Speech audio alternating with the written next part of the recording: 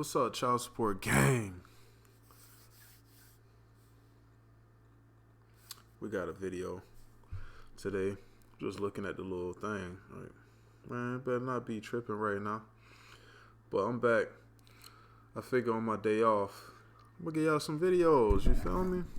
Get y'all some videos real quick. I've been missing out on a lot. I've been in the hospital, as you know, if you follow me. I be working in the hospitals, you know what I'm saying? Doing my thing. But yeah, it's still recording.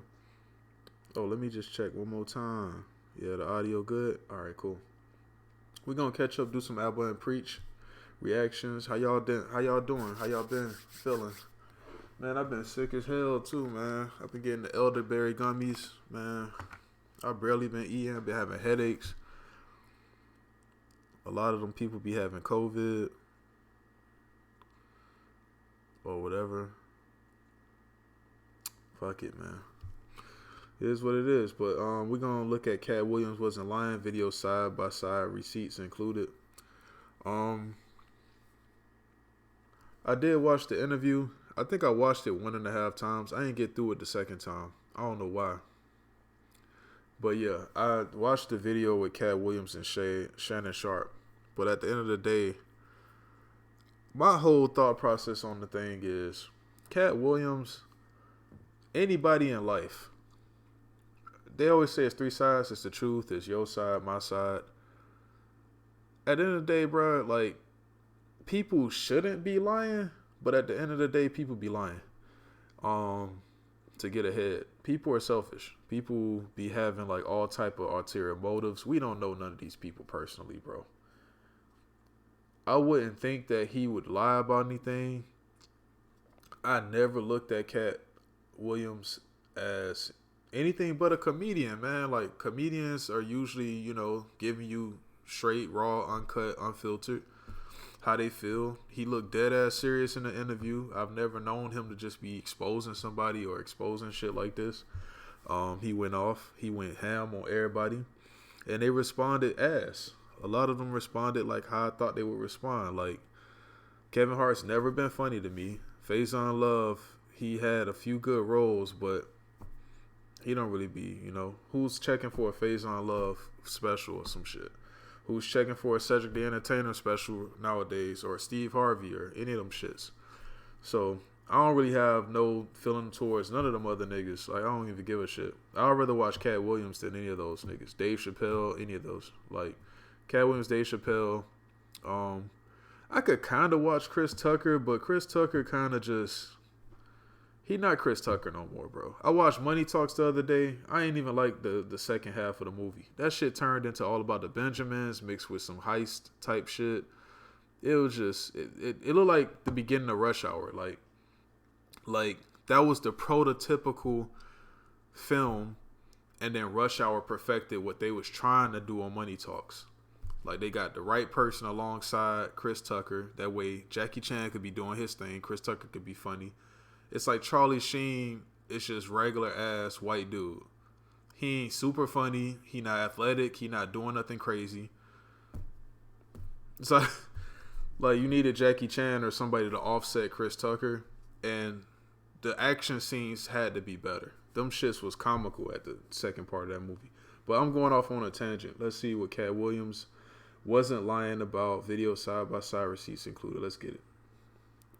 These people are thieves, and a lot of people are think it's more important to protect the image of black people rather than rooting out evil people within the community. Yep. Okay. Oh. People who steal and pilfer. They want to make sure we look good. Meanwhile, there's dirty shit happening in the back. Katt Williams interview. So essentially, Katt Williams was on Shannon Sharp's podcast, which is called the Club Shay Shay. And during the interview, he essentially aired out a bunch of people in the industry. Everyone from the Kings of Comedy, Cedric the Entertainer, Steve Harvey, Kevin Hart, for all kinds of different reasons. Some for stealing jokes, others for claiming accolades that they never had. And the interview went viral. So some people had some things to say. A lot of the people who were named had some responses. On the whole stealing jokes allegation, a lot of people were really shocked to hear that Steve Harvey and Cedric the Entertainer stole jokes. I can tell you, they absolutely did. You can watch the videos themselves. They stole those jokes. The same Steve that went to go watch Mark Curry do his whole sitcom and then stole everything Mark Curry had. Halloween was a trip. Halloween, we couldn't afford no Halloween costumes. Hey, kids, please. Mama sent us down to the liquor store, put boxes on us. We didn't know what we were. I don't know what we are. It's like, I don't know how old or who's older or who's been doing comedy, Mark Curry or Steve Harvey. But it's like, when I think about Mr. Cooper, I used to watch him before the Steve Harvey show, I guess, came on. So it's like, I see the similarities with their mannerisms and how they act and all types of stuff. I don't know how Steve Harvey, I don't know. I think it was the fade. I mean, the high top. I don't know what the fuck it was. Steve Harvey shit was just more interesting or something. I don't know. It's something different about him. I guess Mark Curry was too, like, I don't know what the fuck it was. It just, I don't know. The Steve Harvey shit just blew up. But Mark Curry shit was on the low. I feel like the same way with Robert Townsend. Like, Robert Townsend was funny as shit, but his shit didn't blow up like Eddie Murphy or something. So I could just be some comedians that get passed over.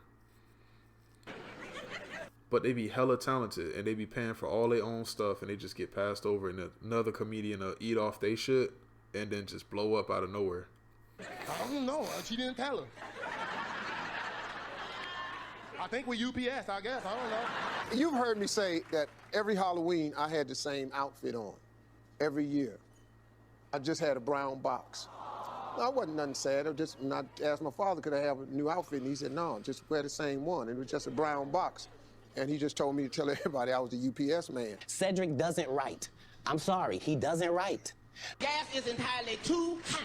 That's all I'm saying. You are not supposed to be at the gas station making life decisions. You just at the pump. Just, Negro, did I eat today? I can't get no half a tank. I got 6 cigarettes. I can't even do it. That used to be, if you had $10, $15, you could go to the gas station with confidence because you knew you was either going to be full or damn near full. If you had a 20, you didn't even talk to the person. I ain't even gonna lie. I remember gas when I was like 17, 18. Bruh, if you put 5 in the tank, you was straight. Shit, if you put a dub, people used to be looking like, oh damn, you finna fill up. Well, you got money. A dub, my nigga. Like my fucking Toyota Corolla 2018, dog. At Sam's Club, when the gas prices be low, like $2.80 or some shit like that. That shit still be taking like $30, dog. It's a little ass car, and that shit still taking $30-something, bro. When that shit be getting like $3, that shit be going to like 35. I'd be like, yo. I used to always have this joke, man, because I used to drink Remy, a fifth of Remy all the time. And shit, even cognac done went up for real. Like, the bottle of Remy used to be $33. It'll be like 35 and some change with the tax in the hood back in the day. And I think the Henny was 31 and then the Remy was like 33, 34, some shit like that. But with tax and then, it'd be like 35. I used to be like, damn, nigga, that's a whole bottle. You feel me? Like, I be getting gas. I was here at 34. I'm like, damn, I could have got a bottle. Like, just on some joking shit, some alky shit. But that's crazy, bro. Yeah. The gas shit. You could make your own gas joke. Why the fuck would you have to copy somebody else's shit verbatim, dog? At the counter, you just 20 on 11, bitch. Used to be, if you put $15 in your tank, you had time to bond with your vehicle. You had time to put the nozzle in and set the clicker and look through your car and clean off the dashboard. Bro, I ain't gonna lie to you. That's so true, dog. That's so freaking true. When I'm like at the Sam's Club, I put the clicker on, and as soon as I reach into the car and I get my bag and I'm trying to do all the shit, I throw that shit away and I come back to fix the back seat. That shit clicked. I'm like, bro, I can't. Then it'd be a big ass line. Everybody be waiting. So it's like, fuck. Like I was trying to get my car looking right. Man, I be having to be real with you, I be having a plan, dog. You got to plan everything nowadays. I be having to come to the damn gas station with my shit already in bags or throw that shit before I leave out the apartment complex in the dumpster. You can't go to the gas pump and be actually throwing shit away and cleaning up your car. Look through your CDs and run in the store and get some Pringles and a Snapper, and it'll still be pumping. Now, if you put $15 in, you can't even turn around good for that son of a bitch click. You should have had your car radio up so loud that you couldn't hear the damn thing when it cut off.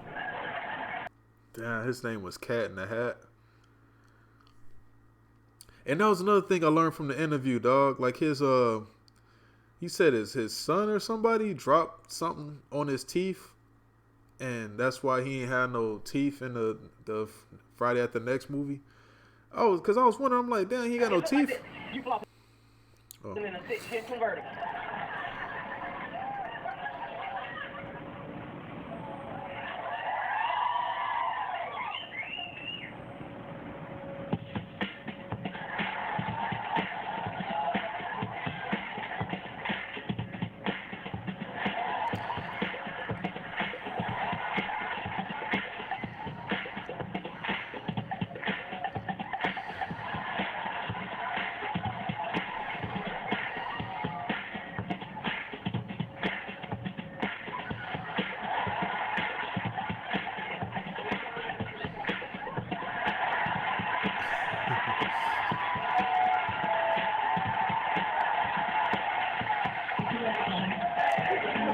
They gonna move to the moon. Ain't gonna happen. Y'all move to the moon, damn it, we coming to the moon. Oh, we'll be right behind y'all in space shuttles with Cadillac grills. Niggas just rolling, one headlight out. Tags be all wrong. All base. Y'all know we'll drive a space shuttle too. That's right up our damn alley. A space shuttle is long. They ain't scared of no black folk. We'll drive a space shuttle. We grew up driving long cars. We'll drive a space shuttle like it's a 72 deuce and a quarter. We get us a cigarette. We be in a space shuttle like it's a 72 deuce. Those jokes. They both stole those jokes. Some people are like, how do you know? Listen, joke stealing is interesting because some people don't feel like it's a big deal. And yet, if one artist stole a song from another artist, you would think it's always right for the artist to pursue them in court. But I can't call somebody out for stealing my work. If you don't know the process of making a joke, especially when it's your... And it's still any joke. According to Katt's own words, this is one of his best jokes, one of the jokes he closed with. And you close on your best joke because you want people to leave the show on the highest note. That's what they stole. Making that joke is a lengthy process that can sometimes take years. Mm-hmm. And you take an idea, you go out... My question is to y'all, man. Why the fuck do it always seem like in black culture we be having this kind of problem? Ghostwriter allegations in rap. We got, oh, that nigga ain't real. Oh, that nigga snitched. Oh, that nigga copied my shit. Oh, that nigga fucked on my bitch. Man, he trying to be like me. Man, that nigga copying me. Man, that nigga... It's like, bruh, like... I wish our culture could just, like, appreciate uniqueness and create their own shit and help each other out and just advance the shit, bro. Instead of it always being like, you took my shit, bro, and you capitalized off my shit. Fuck you. Cause that shit be turned into niggas getting killed. It just be too much, bro. Like, bro, don't fuck this nigga baby mama, bro. Then you get killed and it's like, or you have to kill the nigga cause he coming over there hot. It's like, bro, why do we do this shit to each other?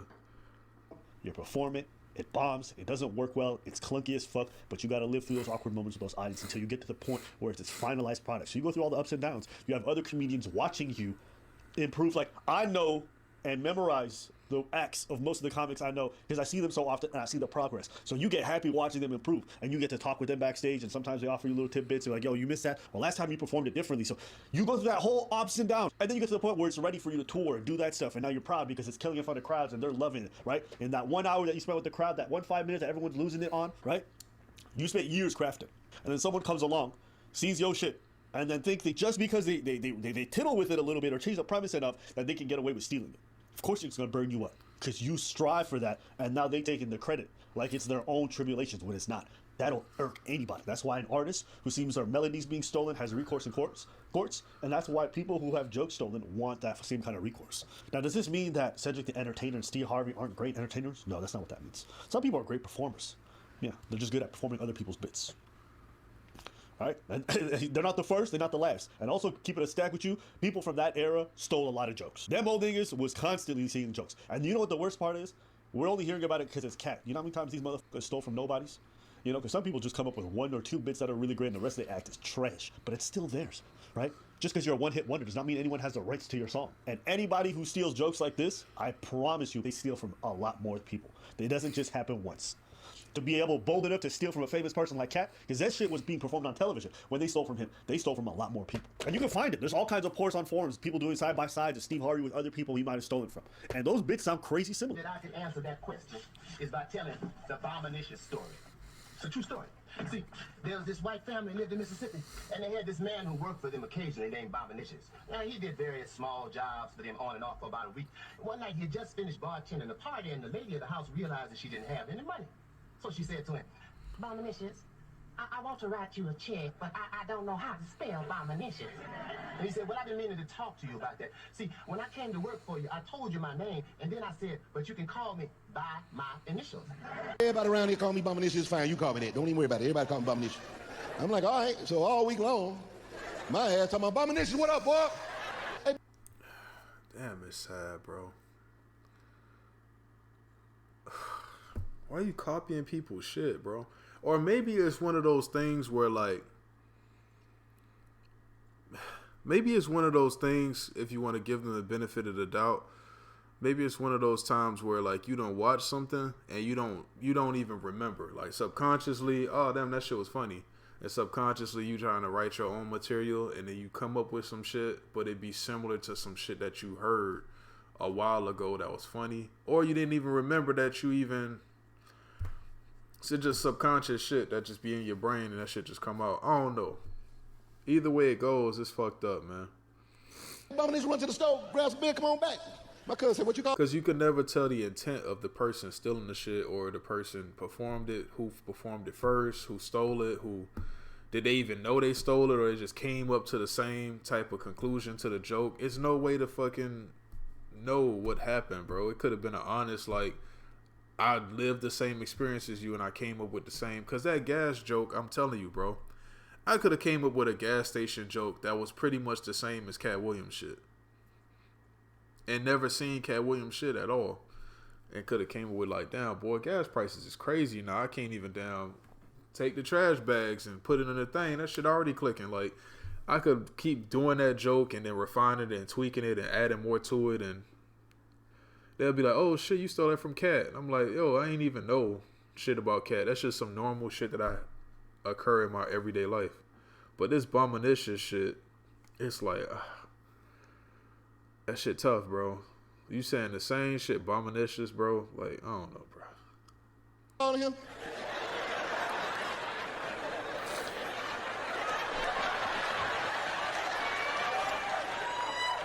Abominations. He said, everybody call him Abominations. It's all right for me to call him that. Like, nah, man, it ain't CJ. He's saying you could call me by my initials. That's what he's saying. Now, here's the thing. It's not because two jokes sound similar that's inherently stealing. Everything is contextual. Okay, well, are you guys running in the same circles? Okay. How similar is a bit? Okay. Is it just topical? Meaning, when the Juicy Smollett stuff happened, a lot of people ended up writing the same jokes. People who never met each other on different continents. How did that happen? Because enough people are looking at the same problem, enough people are going to come up with the same ideas when it comes to the solutions and things like that. I was just saying that shit. It's like, man, if we all facing the same issues, I can come up with a joke that's similar to your shit, but it's like, how much is changing the joke, making it yours? How much... How can you tell, bro, if it's someone stealing your shit? Same thing for jokes. When a lot of people are covering the same topic, but then you have to look at, okay, well, how similar are they?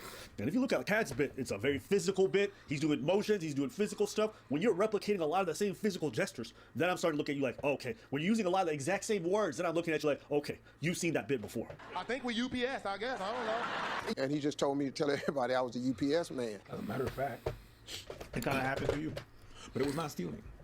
I remember that you did a joke about, we made a video about abortion, and we made a video about abortion. We had like 30,000 subscribers on this channel. We made a video about abortion and how you asked the question. You're like, I just want to ask the question, and you said, if it's her body, her choice, shouldn't it be my money, my money? We filmed that, we cackle about it, we post that video, the video goes out. A couple of weeks after that, Dave Chappelle's special come out. And Yeah. he had the same. Someone DM'd me, but someone DM'd me like, "Yo, Dave stole your joke." I'm like, no, "Are you dumb?" it's impossible, and I'm gonna tell you that because of to create a special, the jokes that you have on that special, the time frame that it takes for you to build that joke, for it to be ready for that special 2 months after you release that video, it's crazy. That did not happen. But the similarity is possible, and that was for one line, motherfucker. The whole bit. No, he stole that shit. He stole that shit from Mike Curry. That's 100% theft. And like, I know the difference. Like, when I'm in Montreal and some other random comic in Los Angeles is doing a similar bit, I've never published myself online, and we have the same bit, I'm not going to think he stole it, right? But when you're a famous person like Katt, you run the exact same circles as these dudes, they see each other in clubs, they watch each other on television, they stealing each other's shit. Yes, you can't get away with that kind of stuff. That's crazy. And here's the thing, forget television. Before Steve even puts that shit up online, he has to be performing that shit in clubs. Somebody would have told him, yo, that's Katt's bit. There's no way you get away with that. Running that through a bunch of comedy clubs without him finding out. There's just no way. So, do I think these people? Absolutely. And also, here's another thing. Once you get to that kind of level of fame, all right, these cats, they don't write their own jokes. They don't even really do stand-up like that. No. People think because they were great in their young years, now they're doing all these movies, they're still great. No, they got writers. They got people who handle this stuff for them. That's how Kevin Hart got nabbed one time, is because he has people who write for him. The problem is, where are these guys getting their jokes from? Well, they go to clubs sometimes and they just pilfering from people. Yup. That's facts. That's facts. And why a lot of these big names don't like talking about it is because they don't want to cause conflict because it affects TV deals, it affects brand deals, it's negative publicity. But a lot of this stuff happens all the time. Internet business has got a lot of weird and shady people with weird practices. And because of personal relationships, a lot of people don't like saying nothing. So even big comedians who know this to be true will not say stuff because they don't want to anger Kevin Hart or align themselves with Katt or whatever it is. But these things happen all the time. All the time. As a matter of fact, that's why when I went to Bobby Lee's podcast and I went and I told him, so why didn't you want to say nothing about Carlos Mencia stealing your joke? And he's like, well, I said something when he came to my podcast. He's like, okay, but I'm not talking about it. When they did that little video and Joe Rogan was doing that video and everything and stuff, you didn't, they don't want to talk, they don't really want to do all of that. It's not everybody that really wants to have confrontation like that and do stuff like that. They didn't want, but I had to ask him. I had the opportunity, so I did. Mind you, like I said, it's possible that people are going to have the similarity in the bits like that. If someone ever comes to me, and it has happened, yo, the bits is similar to that, I'm dropping that shit. I got other jokes. I don't want to even sound like someone or remotely. I don't even want to have someone being like close or me making them remind them. I don't want to remind someone else of another comedian. If it's even close, I'm like, I don't mind sometimes because like I have a whole bit that I wrote about sleep. I didn't even know they do stand up. What the hell? I didn't know they was stand-up comedians as well. Damn, what they be hustling? Like 7 years ago, okay? And then Joy Coy came out with a special recently, and there's some similarities. Yeah. Someone pointed it out to me. And I'm like, no, because I have videos of me doing it 7 years ago, so I'm not getting rid of it because I know I did it before him. But two, it's like, this is personal to my life. It's real.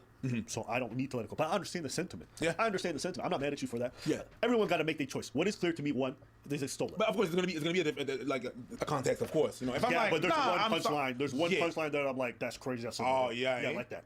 The rest of it is fine, but there's one that I remember watching his show. I'm like, but you know, I'm just like, that's why I don't watch comics. I don't watch comics. I understand. I don't watch anything. But I'm like, you know what? Because I don't even want it to like. Because here's sometimes you accidentally steal. Yep. You hear it once. Yep. You coming out talking, and then you get this funny idea, and not realize you. I was just saying this shit, man. That's how y'all know I don't be watching these videos, dog. I be having the same. As soon as they started talking about the shit, I'm just like, bro, you can't even prove it because unless it's verbatim, like you said, verbatim, you saying the same words, you're doing the same actions, that's crazy. There's no way you came up with all the same shit as this other person. Exactly the same type of shit. You just changed a little bit of the story up. But it's like, sometimes people will just watch some shit. Like, I probably watched comics years ago that I sometimes in the middle of a conversation will say something and then something funny that they might have said will pop into my head and I'll say it and then people will be laughing. And I'll be like, man, I don't even remember where I'm thinking it's me, but I might have gotten that shit from somewhere that I done listened to something or watch somebody say shit like that. Like, sometimes you remember, sometimes you don't remember where you get certain jokes from. You'd already observed it through osmosis a while back. You heard some shit 10 years ago. Yay! And then you internalize that shit. I don't watch it. People are like, yo, you see that? I haven't watched this special in like 5 years. 5 years. Other than the comedians that I watch locally, I don't watch nothing. Maybe that's not the best way to improve. I don't care. For me, this is what's working. But moving past that. So they stole it, okay? I don't want any. They stole it. Some people don't like the idea that people are fighting, arguing about this. They don't like that Katt exposed a lot of these people. People don't like the idea. It brings another problem because people don't like the idea that a black man is exposing another black man. You know, there's that thing in the community where you can't expose out loud your community because it makes you look bad in front of white people or in front of the large majority of the people in power and stuff like that. And automatically, when you do so publicly, you are viewed as bitter, as jealous, as angry. But people don't ask the questions of what's going on, or they don't assess of, well, maybe, what if there's something there, you know? So there's also that. There's also that side of the story where you can't talk about your own in public. There has to be that sort of a fraternity, brotherhood that has to be there, that you cannot talk bad upon the person. It happened in another video that we covered. You know the guy that was covering restaurants? And Ocho Cinco got mad because you cannot give a bad review to black people. You can't do that. So there's also that. Someone stealing jokes in your community.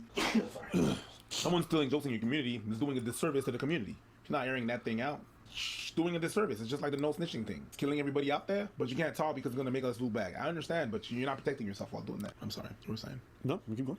Yeah, that's pretty much what I see as well on that side. There's kind of that side thing that I see as well that I've seen a lot online where you cannot question your own, never. Yeah. And you have to forever shut the fuck up. And then you just live all that thing, and people, he said a beautiful sentence. It's like, winners don't get to let losers tell the story. So there's that thing that sometimes it be your own people, man. Your own community lets you, like, force you to shut up about certain things because it's not gonna look good. It feels almost like a relic of the past, of slavery. You know, it's not supposed to look bad in front of the masa. It's weird. There's also that weird sentiment that I feel whenever that happens. No, I can't tell. No, you fucked up, and you're fucking me over. You're fucked up. You're making me. You're stealing from us, but I can't tell you that you steal. No, that's a mess. Anyways. On this whole topic of, like, oh, why is he airing them out publicly? Listen, I don't care if Katt Williams being loud about it. I really don't care. Yeah, that was tough. That was tough what he was saying, because, like, a lot of this shit do be coming from slavery, bro. They try to make it into jokes and shit. Like, black people, we always used to be saying, oh, we season our food, or, oh, man, that's that seasoning, that's that. Man, I got high blood pressure, dog. I'm going to speak to myself. I grew up in a Southern household. I got high blood pressure. I have family members with diabetes. Nigga, we was drinking Kool-Aid with half the fucking thing of sugar in that bitch. And then we might even add more if that shit wasn't hitting right. Like, Czech sodas, fucking MacArthur orange drink, lemon drink, all kind of drink, jungle juice punch, all types of shit, bro. Fried food, fried tilapia, fried chicken, collard greens, big ass Thanksgiving dinners, dressing, turkey, ham, cakes, pies, sweet potato pies, mac and cheese with all this fucking butter and cheese all in that shit. And then we complain about being obese. We complain about having heart, cardiovascular issues, high blood pressure, diabetes. And it's like, bro, it's our culture is like unhealthy as fuck. No snitching, no this, no that. Oh, man, you tripping, boy. You ain't getting no cheeks, dog. I got 3 baby mamas. 3 different baby mamas. Like, bro, like, our culture is like it's self-destruction. And it's like, I'm saddened by the fact that I gotta live through this bullshit of it being like this. But it don't look like it's coming together, bro. It don't. It's sad, bro. But our culture be destroying itself, dog. Because these people were being loud when they stole from him. They were stealing from him on television. Wasn't that loud when they were engaging in theft on national television? That's the loudest you know, you don't like it, the fact that, oh, there's a little bit of conflict, bruv. This man committed a crime against me on television, and y'all want me to be quiet. I don't care. I don't care if he airs out everybody. I don't care how messy it gets. I don't give a fuck about none of that stuff. These people are thieves, and a lot of people are think it's more important to protect the image of black people rather than rooting out evil people within the community. Yep. Okay? Oh. People who steal and pilfer. They want to make sure we look good. Meanwhile, there's dirty shit happening in the back. Your clean image doesn't matter. You know what I mean? Like, it feels like the same thing with, like, I'm not saying it's the same level. Go to black restaurants. Go to black restaurants. Go to black restaurants. You go to that shit, man, you'll have a blast. Food be good as hell the first time. You go there another day, food cold. Shit took like 2 hours to get to your table. They got attitudes and shit. They done went up on the prices. They don't want to give you no fucking extra, like, refill. They don't want to do certain shit that they was doing the first time. It's dirty in there. They want you to just keep coming back though.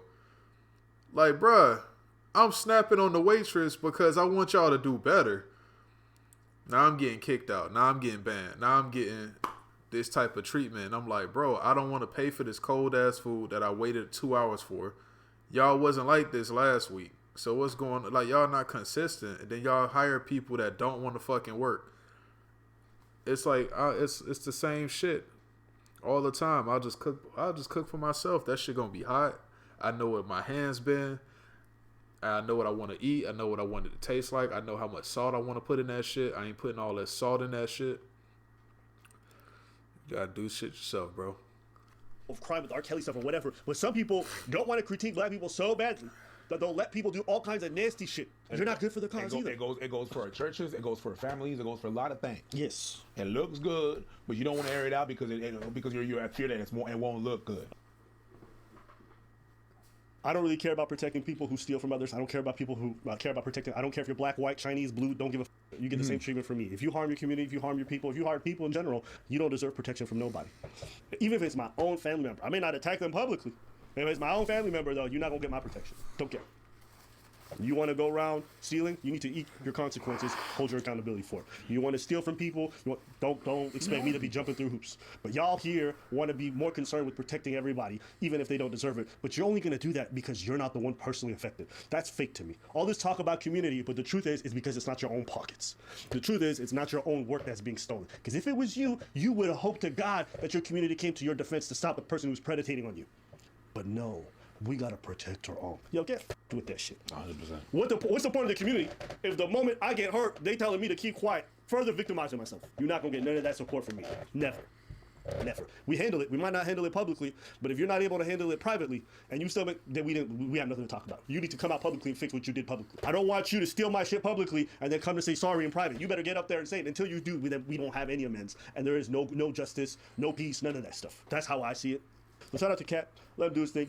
Always been one of the greats. We're still one of the greats. And we'll go down as one of the greats. I love his work, so I support everything he said there. As long as it's true, I don't care how it comes out, even if it's a little funky. Also, shout out to Shannon Sharp. He's killing it with the podcast. He's doing good. And I like the way that he just sat back and let he runs good interviews.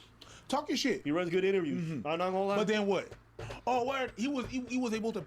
Yeah, I wish he could have went back on Shannon Sharp's podcast, Shay, and did something else. But you know, he went somewhere else. But yeah, that's been my reaction to that. I hope y'all enjoyed it. I'm gonna come back with another video after this one. And peace. Be easy, y'all.